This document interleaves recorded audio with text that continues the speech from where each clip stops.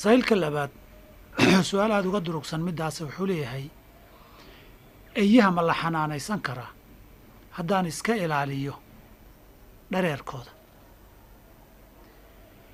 masalada ayga ilaa dhaqaalaysigiisu ma bannaana haddii aan sabab cudurdaar sharci ah oo loo dhaqaalaysanayaa jirin.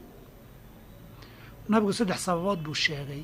3 sababood waxaan ahayn dhibaato weyn bay qofka u geysanaysaa diintiisa. oo nabigu wuxuu yidhi qofkii ay kaydsada guriga ku haysta ee xanaanaysta maalin walba ajirkiisa waxaa ka nusqaamaya qiraatun, ajir weyn baa ka go-ayoo khasaaraya.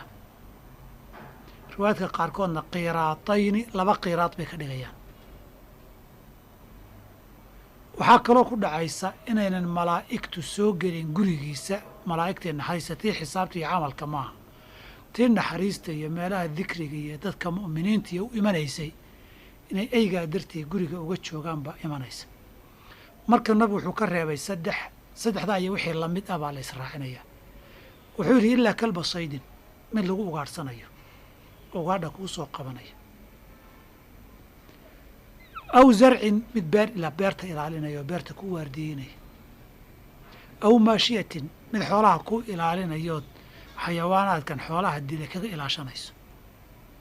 waxaa la mid noqonaya mid xaafad waardiyeynaya hadduu yahay oo intay tuugo iyo jiraan guriga hortiisa fadhiisanaya ama meel barxadiisa habeenkii lagu sii daynayo oo tuugada iyo ciddii guriga u soo dhacda ka waardiyeynaya ama ku qaydaya. intaas 3daa la sheegay iyo wixii qiyaaska manfaco aan looga maarmaynin leh intaasaa cudurdaar ahaan loo kaydsan karaa.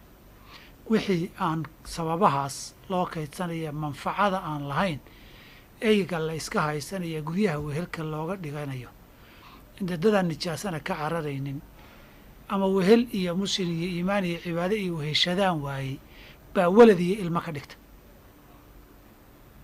marka ma bannaana, ajirkaa iyo diintaada wax badan buu dhimayaa.